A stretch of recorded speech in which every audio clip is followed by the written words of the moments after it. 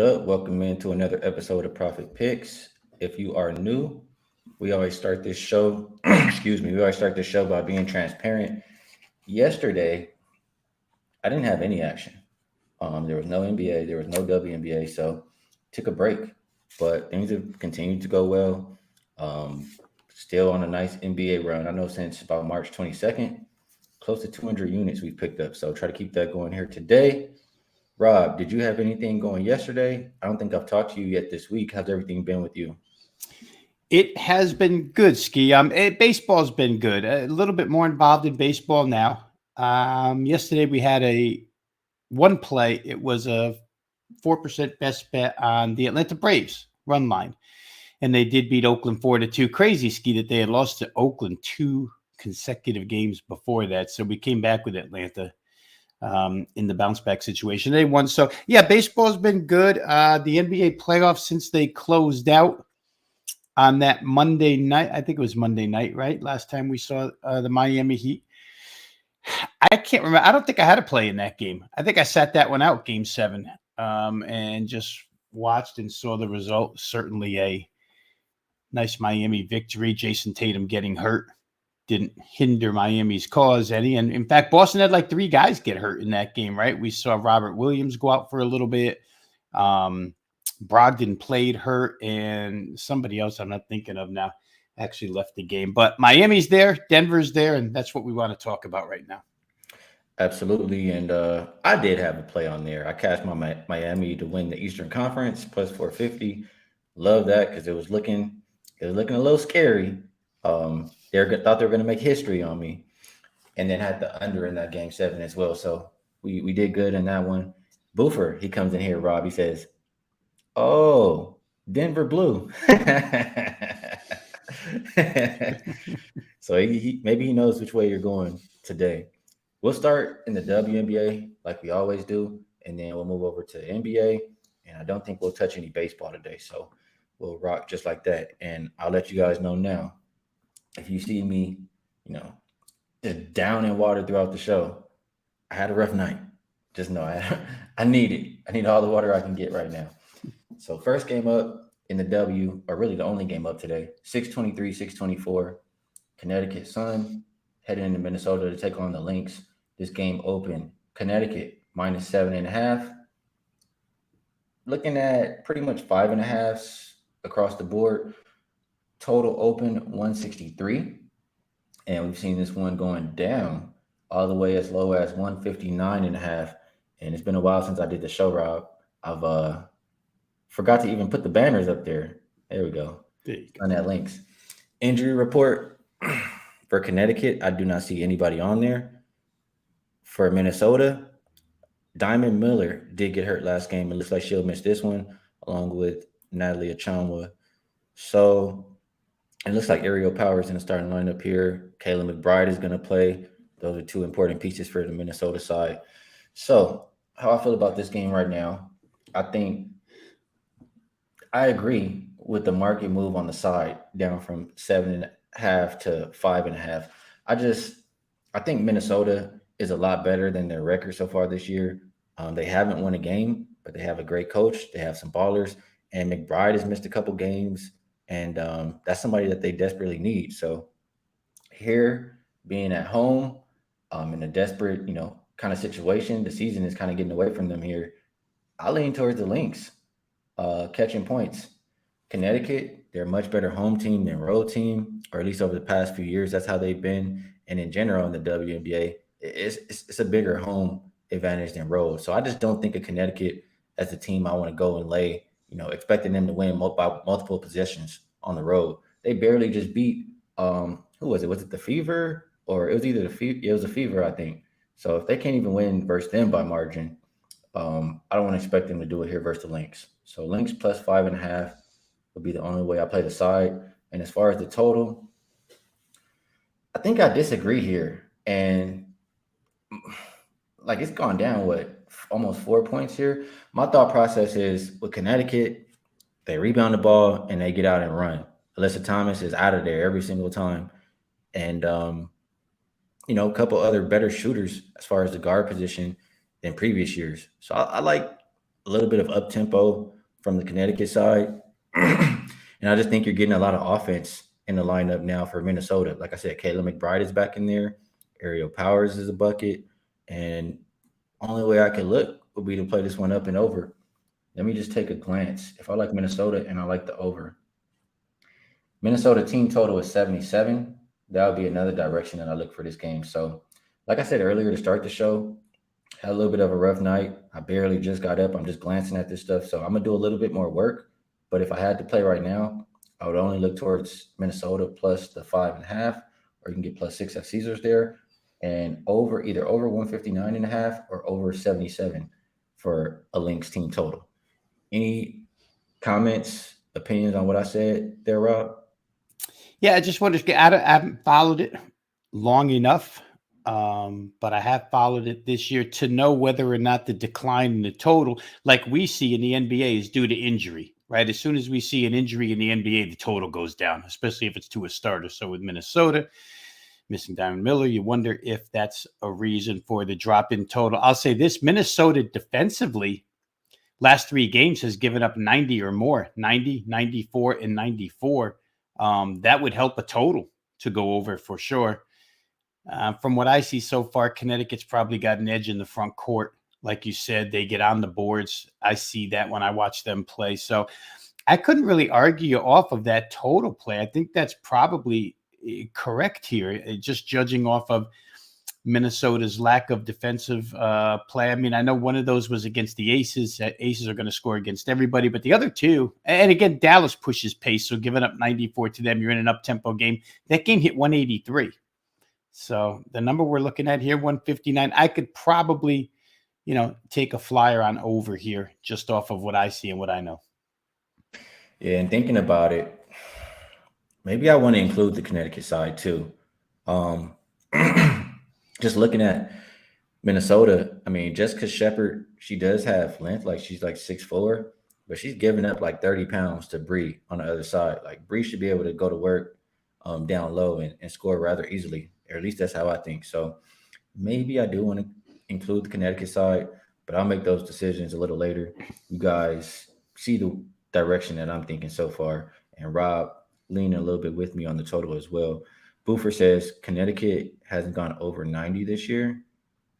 I mean, 90 is a lot in the WNBA, but And you don't really have to get to 90 to get over 59 and a half, right? We're not asking for 70, 170. You just right. So I don't think that bothers me too much, but that's what I have for today, WNBA, and we can move over to NBA. Let me get it going here. Get the backgrounds and everything moving. So for the NBA, we're in the finals. The Heat finally advanced, and the Denver Nuggets have been over here waiting for them. I think they have 8 days rest, something like that, compared to maybe 3 for Miami. This one opened up Denver -8 up to -9, pretty much everywhere except for DraftKings. Total open 218.5, and there's still some 218.5, but majority is 219. Injury report. I need to go back and look at this one, but I'm pretty sure everybody's going to be playing for the Nugget side. They're really healthy. For Miami, I would think Vincent is still going to be out there, probably still a little bit banged up though, and I'm not expecting anybody to be sitting. So Rob, like I mentioned earlier, I'm in desperate need of a little bit of water. Let me know how you thinking about game one, and yeah, we'll talk about the series a little bit. But how you thinking about this first game? all right. So a couple of things here, Skee. I went through a ton of numbers, a ton of matchup possibilities. Here's what I come up with. And I like to, at this stage, when you're in the finals, you like to see who these teams have gone through to get here. And then myself in particular, I like to find the team that is most comparable to the opponent here in the finals. So for me, if you're looking at Denver, the teams that they've gone through so far, the most comparable to what Miami is for me would be Phoenix, from a standpoint that Miami's smaller. They can't really contend with Denver's frontline height, man to man. Phoenix likes to push a little bit more than Miami does, although we've seen Miami push here in the playoffs at times.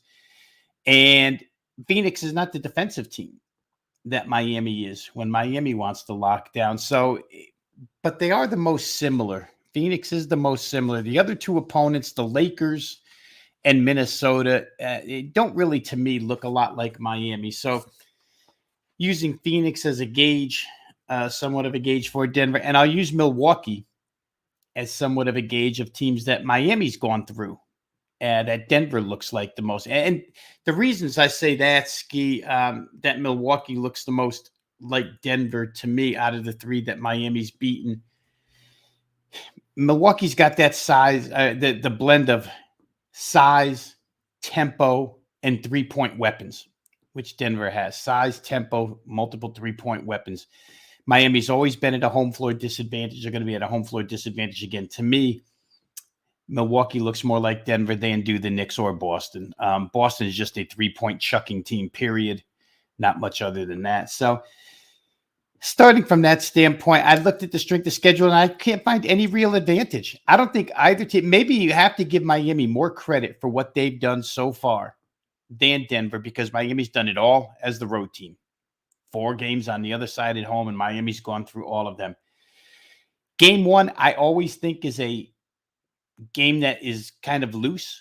They play it free, much freer than they do when all of a sudden there's a sense of urgency to win games. So I think you'll get some pace here. I think Denver likes to play pace at home. We've heard some talk already about altitude, and Eric Spoelstra talking about we'll just turn up the heat in Miami when it's 90 degrees. That will make it hard on Denver. But I don't think Miami's afraid of anything. I don't think they're afraid to run. They do play that zone. I think Denver can shoot them out of a zone. So to me, there's a lot of points involved here. I didn't think 219 was high enough, but in particular, I don't think the 105 for the Miami side is high enough. I started looking at some defensive numbers for Denver and just playoff numbers, and they have not been all that great. I get they gave up some points to Phoenix. That's the way Phoenix plays, but they did have a couple good defensive efforts there. Minnesota wasn't necessarily an offensive juggernaut, and the Lakers, for what it's worth, are anchored in defense. So when I noticed that Miami has had better 3-point defense, better field goal percentage defense, I looked at Denver's numbers and I thought, you know what? 105 is too low for Miami. Now, they haven't gotten there the last 3 games. I did a lot of talking over the last month and a half about how Miami's offense is underrated. I think that shows up tonight, Skee. I really do. I think that the fact that, a lot said about Denver rust and Miami fatigue, but Miami's had like 2.5 days off. The NBA gave them an awful long time after winning the other night to get to the point where they're at here. So I think they're rested enough. I think they'll run with Denver if need be. And I think they can get over 105. I just don't think that's a difficult number. This defense of Denver against that offense and the way they shoot threes, the way I'm looking at game 1, I think is Miami team total over 105. I should have known you were going to look towards that direction, Rob. As soon as I passed it to you, I already knew that's where you were going. David, I just want to mention this really quick. He says, Heat, no rust. Big chip of disrespect, -9. Altitude is real, but ESPN did an article on it today. So public got to be on Denver. So give me Miami plus the points. If you've been betting the sharp side all playoffs long just because it's the sharp side, you've been getting towed up. Like, you've been getting destroyed. That's not how you bet the playoffs. You bet the playoffs by what you see. And that's all I'm going to say. About what you were saying there, Rob, with the total, my thought process is I agree that they can, like, if Miami goes, I don't know how Miami's really going to stop Denver. Like, I have all the faith in the world that Spoelstra is the best coach. He's good at making adjustments, et cetera, et cetera. But I just can't think of what adjustments or what he's going to do to stop this Denver offense. I don't think they can guard them man to man. If you leave Bam on Jokic, that's a disaster. And if you double Jokic, you're just going to find open shooters. If you play zone, put Jokic in the middle, he's the greatest passing big man. I mean, he's going to find the open man or he's going to score. So it's tough for me to see how Miami's going to defend. Now that helps, if you're looking towards an over for the full game. And on the flip side, I do think Miami will be able to contribute at least a little bit towards that total. But I have more faith that Denver can defend Miami. I mean, you could put a guy like Aaron Gordon, who's bigger, on Jimmy Butler. You can put KCP, on the some of the other guards over there. Like it's a lot more individual, better defenders for this Denver team. So maybe if I'm liking it over, I disagree, I guess, a little bit here. I like the Nuggets to score more points than I think, for Miami to score. Do I think the total can still get over for the full game? I do. And when I think about this series, or how many times have we heard Mike Malone say, "We're a top five running team. It don't matter who we play, we're going to get out and run." And you see them do that off every miss. They're pushing the ball down the floor. So I do want to lean towards the over. I guess if I was going to play it, I'll probably prefer the first half. And I'm just going to pull up the number here. First half is 112. And the reason I would do that, because if it's a blowout, which the line says it could be a blowout, stars could sit at the end and the offense is not going to be as potent. So first half over to 112 seems like the best way to play the total for me. And what do you think about that, Rob? First half versus full game on the total. The only thing that scared me was if Denver comes out first 6 minutes and just doesn't have their shot right away, if they miss shots just because they haven't played in 9 days. That doesn't mean it's going to happen. That's just me being a little bit scared off of losing maybe 5 or 6 minutes to a first half total. So I would prefer full game. I agree thoroughly that Denver should have a zillion ways to score. I don't think that Miami's had an offense like this to defend. I mean, obviously, they haven't had an offense like this to defend, right? Because nobody else has the center that passes like Jokic passes. And honestly, nobody has the center that runs the floor the way Jokic runs the floor.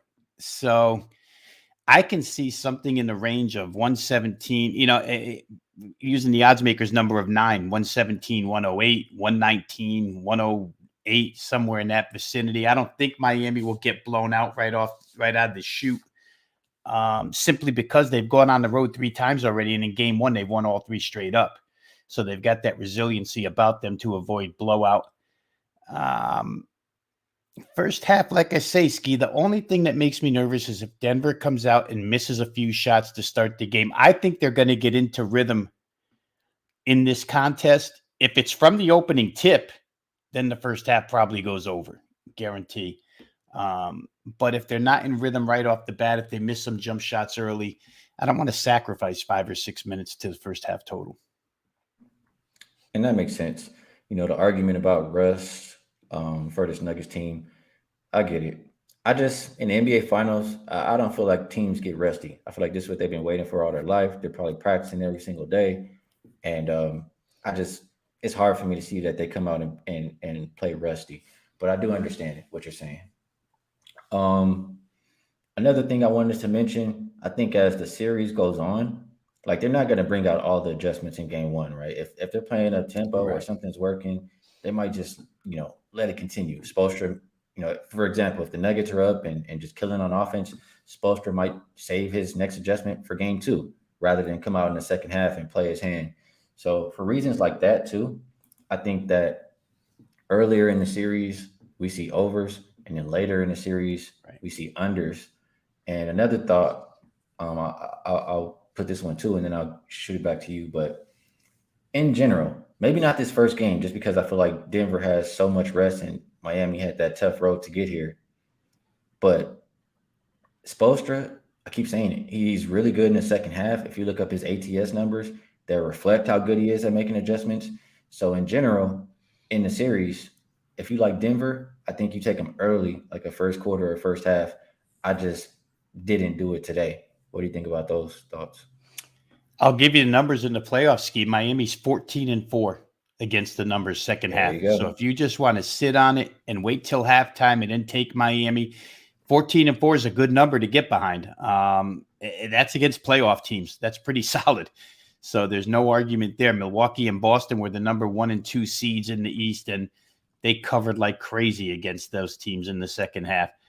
Miami had been 11-3 to the over in the second half until those last 4 games of the Boston series, where Boston was the team that didn't do any scoring.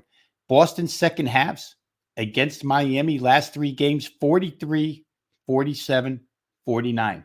To your point about adjustments, I think that Spoelstra adjustments are a big part of that. I think Boston just being, a knucklehead type offensive team contributes to those low scores as well. I don't think Denver's the same hard-headed offensive team that Boston is. Boston does the same thing over and over and over and over. And when they get punched in the mouth, they just start shooting 30-foot jump shots. They're not Denver. So I don't think Denver will come up with 3 consecutive games under 50 in second half. But, ATS, Miami's the team to be behind second half. Denver, for what it's worth, 9-6, 60% cover rate in the second half. And where they're concerned as far as second half totals go, 8-6-1. With the push, I'm going to step back a minute, Skee, to go back to your first half over 112.5. And I said that I'd be leery of Fivers losing 5 or 6 minutes to miss jump shots. Now, if they're shooting layups, that's a different story. And missed jump shots, and I'm not trying to argue anybody off of 112.5, but if I'm talking about missed jump shots, you have to have Jamal Murray go cold. You have to have Michael Porter Jr. go cold. You have to have KCP go cold. And you have to have Jokic go. All 4 of those guys can shoot from 3. They all have to go cold for the team to be rusty, right? And the chances of all 4 going cold, now I'm talking myself into more first half over, right? The chances of all 4 going cold are not good. Somebody's going to have a hot hand at some point. Do they wind up with the ball? Generally, when you're Denver, the hot guy does end up with the ball. So, again, if you're looking to play over first half, I can't argue off. I could just say why I didn't. Fair enough. A couple comments here I want to mention. Premium Picks asking about Caleb Martin over 15.5 again. I don't think that's necessarily the play in this one. But, Rob and I, we haven't been doing too much on the props. But when I talk with Wham and Bobano, they've been very heavy on the props. So maybe later we'll discuss a little bit heavier on, Caleb Martin, etc. And that was Bobano's play. That wasn't my play anyway. So we'll see what he thinks about that.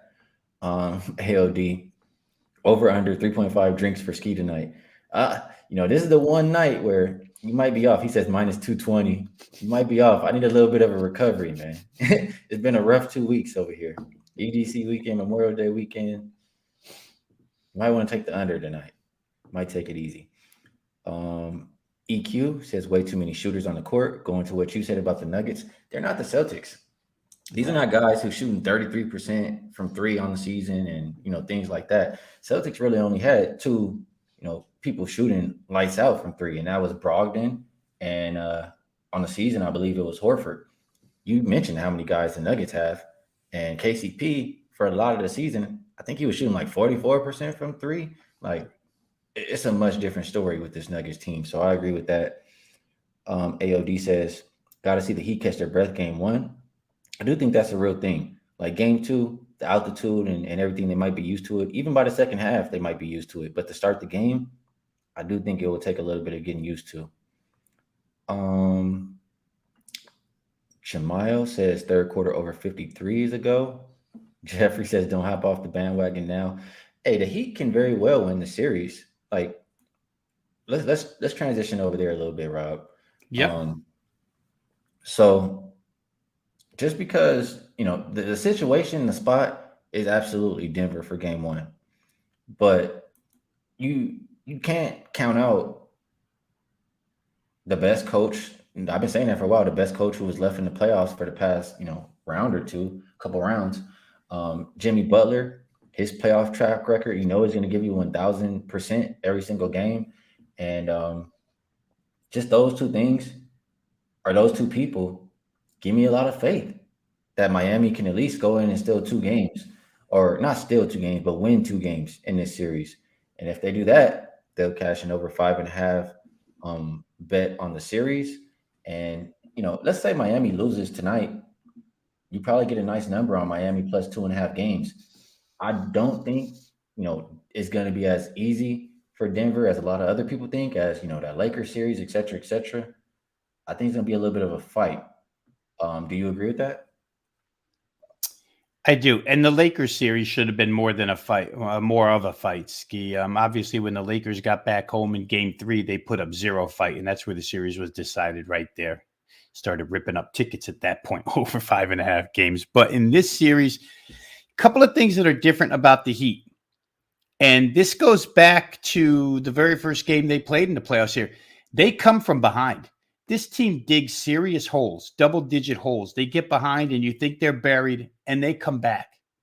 They're very good at coming back, very resilient, very confident at this point in time. So Denver is a team that has a tendency to get big leads and let teams back in.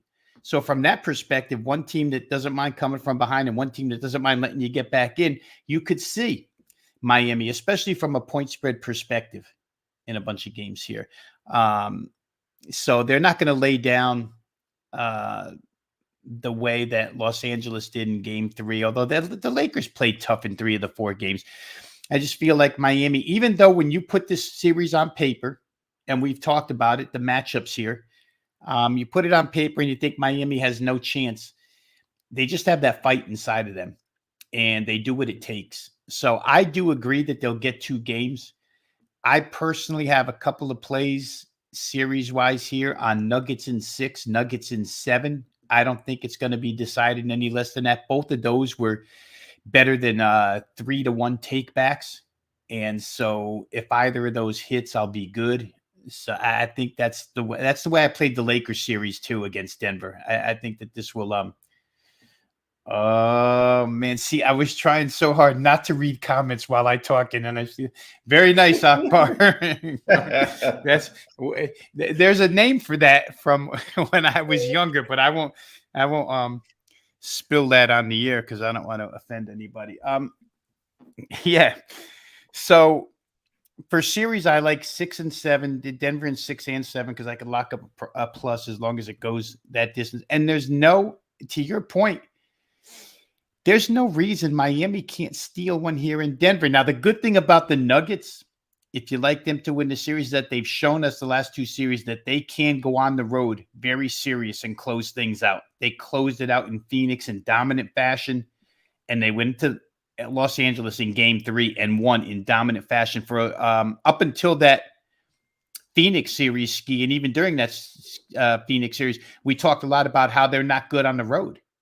But they've proven to us the last 2 playoff series that they can go on the road focused and come away with wins. So both teams capable of road wins.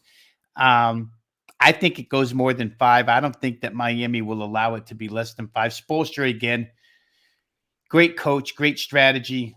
If we'll see if they can execute his strategy. I think a couple times this series they will and come out on top. But I think Denver's the better team. I agree. What were the prices on the N6 and N7? I think I had a couple of days ago plus 310 and plus 390 or 4. Maybe it was even $4.06 and 310 and 7. Okay, those are nice numbers there. So he'll pick up a couple or a few units as long as they win, in a lengthy series. Just try to lock something up early. And real quick, back to the prop, Skee. I think one that doesn't get talked about enough that we're seeing come up often here. People want to take a flyer. Michael Porter Jr. double-doubles are becoming a thing. And in this series where he's got no height to match him at his position, we're talking about guarding Jokic. How about Michael Porter Jr. on the boards lately and with the points? I think Michael Porter Jr. double-doubles are live every single game. I could see it. I could absolutely see it. I probably would like Michael Porter Jr. on his 3-point prop too. 2.5 seems like a pretty nice deal. I could see him definitely hitting 3 tonight. I want to read a couple comments here, Rob. Make them clean. Boofer said Lakers play tough. Good one, Rob. Oh, yeah. Gotta love the sarcasm. Saturated says, hit me the bag. Says he's back in Heat first quarter and Heat first half. You guys think it's going to go like that early? I didn't, hear what he was saying or why he came to that conclusion for the bet, but I would think his thought process is knowing Jimmy the bag. the rust versus rest. He probably, it thinks it's been a little bit too much time for Denver off, and he probably sees everybody betting Denver tonight. Jimmy doesn't like to bet with the public; he likes to bet with the other side. So that's probably why Jimmy likes that. Do I like it? Do I see it going that way? I wouldn't be surprised, but it's a reason why I didn't play Denver first half in this game, and that's the reason right there. But over the course of 48 minutes, I do think the Nuggets will take care of business. Any thoughts from you on that? You think it's going to go like that? Heat first quarter, Heat first half. We've been on for like 30 minutes now, and maybe 20 minutes covering this game, Skee, and the back and forth with the contradictory arguments to what could happen, what couldn't happen. These are all 2020 hindsight questions. I could see Miami being motivated and focused from the opening tip and maybe winning first quarter, first half. And I could also see Denver being the better team if they're rested and them winning first quarter, first half. So I could see it going either way. There's a lot of possibilities here. I won't play either.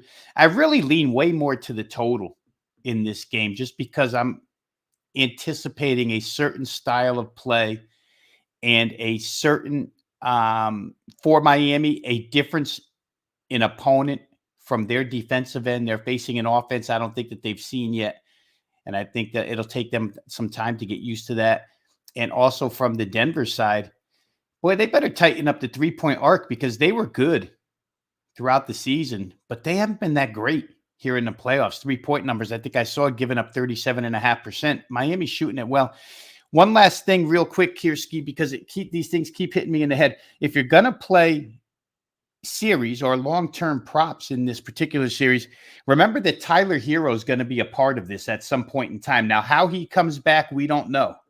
Talk about rest or rust, right? With Tyler Hero, that's really should be a question there. But if Tyler Hero comes back and adds to the three-point shooting of Miami, I saw he was kind of doubtful game one. Now he's not going to play game one, but doubtful goes to questionable, goes to probable real quick in situations like this. So we could see him out there contributing 15, 16 minutes, and then they'll up the minutes as we go along. And boy, oh boy, if he gets going, especially back home in Miami, Miami be right there in this series. Yeah, we'll see what Tyler Hero can bring. I feel like they started playing better when he got hurt, but we'll see what he brings. He's definitely gonna bring some offense. I guarantee you that, and no defense. LJ says Bam over 3.5 assists plus 102.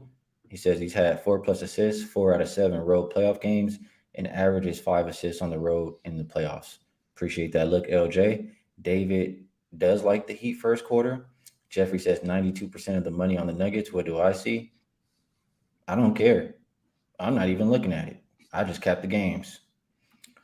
Saturated says, was Miami the better team in any of the series before they started? I think they were better than the Knicks. And I chose them to beat the Celtics. Did I think they were the better team than the Celtics? No. But in playoffs, what I said was they have the better coach and they have the player that I trust the most. So I get what you're trying to say there, Saturated. But I think this is a little bit of a different story with the Denver Nuggets. David says Michael Porter Jr. will kill it at home. Jeffrey's liking what Rob was talking about there. I think he's talking about the Denver in 6 and 7. And Ernest, what's going on? Says he's liking the Nuggets. LJ with another prop. He says Jimmy 3+ steals plus 225. He's had 3+ steals 4 out of the last 5 road playoff games. And my guy Josh, I heard him talk about it yesterday. He took for Jimmy to average 2 steals in the finals, and it was like a plus 1,400 price. And I think I heard him say he took that at FanDuel. So a little bit of correlation there from LJ and my guy Josh. Appreciate you, David. He says, thanks, guys. You two are top cappers. I just smashed it. Appreciate that. Another comment here. Heat won't get a better chance to beating Denver than in game one. The longer the series goes, the more Denver has the advantage with the rest they have had. I agree with the rest portion, but I also think the more the series goes on, the more Spoelstra figures out how to play this team. So maybe it goes a little bit both ways, but I definitely understand what you're saying there. Alfonso, any ATS trends on road dogs in game one that went to game 7 in the conference finals? I don't have it off the top, but I do know the home teams or the home favorites. Ralph put out a stat. They've been killing it in game one in the final. So, Ralph Michaels on Twitter, he'll have that for you if you go check him out. Fur S says, I think Spo's going to try to shut down Jamal Murray and let Jokic get all the points he wants. We'll see. We shall see what Spo has up his sleeve. Anything else here, Rob, before we get to on the game, before we, get to that best segment, promo segment? A couple of things I was trying to write as you were reading comments there. And that, just to speak to that last comment right there from the chat, Jamal Murray is, again, extremely difficult to stop.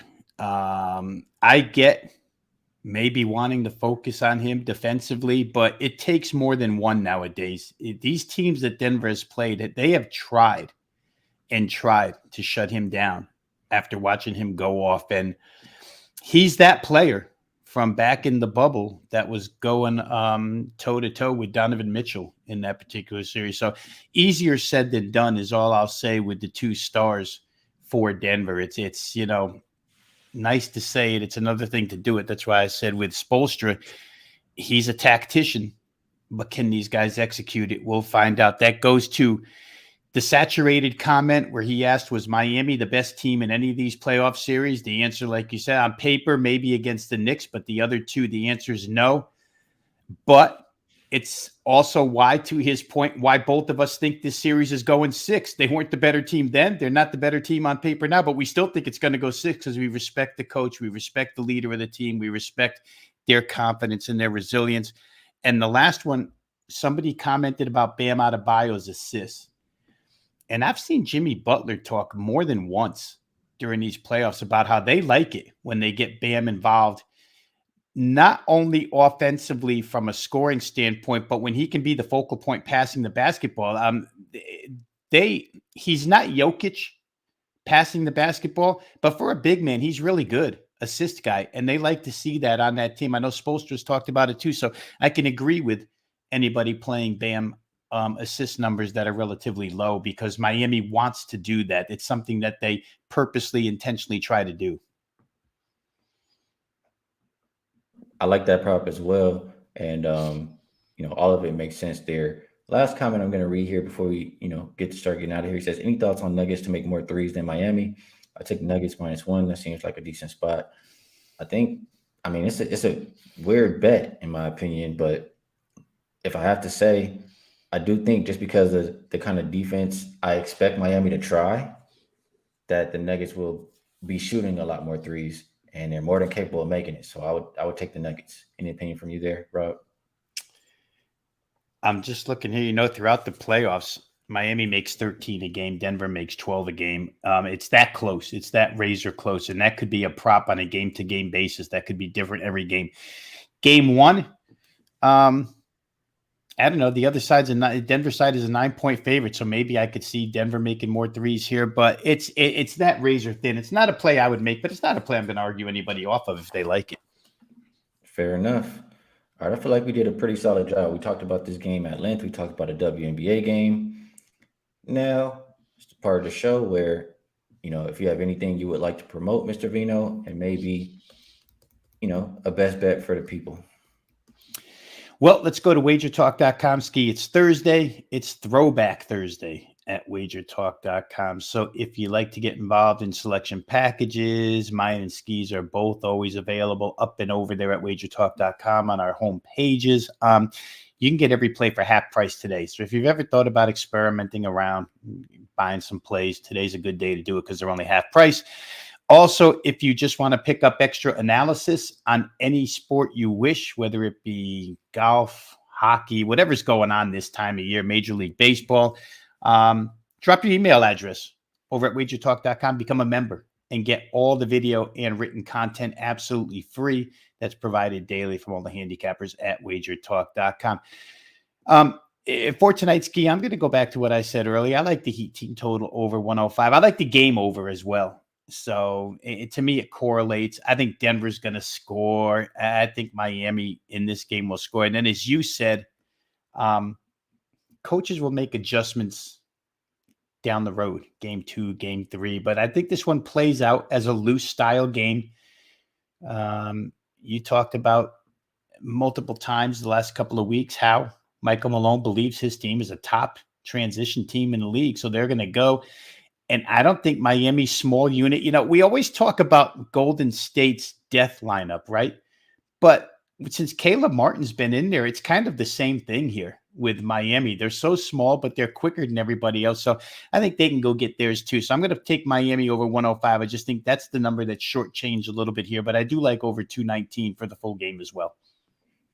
Good stuff. Miami team total for Mr. Veno. Also a little lean towards the full game over. And Josh, he comes in and drop his best bet. I appreciate the $10 dono. He says, and it's exactly what I shouted out. I knew he's on it. He gave you an extra bonus one too. He says Butler to average 2 steals in the series, plus 1,400 on FanDuel. And he likes KCP 3-pointers made, plus 235 on DraftKings. Maybe it's for him to make 3 threes, but I know he's taking his 3-point prop. I appreciate you dropping those first, Josh. And if you don't know, Josh is really good with these player props in every sport. So pay attention when he, makes a comment like that. Best bet for myself.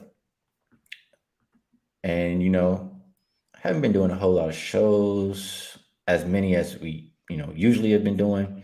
So what I'm going to do today, I'm going to give you my, I don't like giving bets that I haven't made. I've only made one bet so far today. And that's the bet that's up on my page at Wager Talk. So that's what you're going to get. If you want to know, the undefeated angle back to 2005, you can go purchase it. If you want to know the team angle, you can go purchase it. But I'm going to let you know right now, the play of the day, Denver Nuggets, minus 8.5. They'll win this game by double digits and head into game 2 up 1-0. So appreciate you, Rob, for taking the time to come talk to me. It's always good to chop it up and, talk these games out. We always find a way to talk out some winners. So it's much appreciated to have you on the show. The chat, you guys are the best. And I just really appreciate you guys for tuning in, for making the show fun, and for also helping us make some money. So best of luck to everybody. If you guys like the show, hit the like button. It does help us out quite a bit. If you want to know whenever we go live, hit the subscribe button and you'll get that notification. Other than that, like I said, best of luck on all your action, and we'll catch you guys later.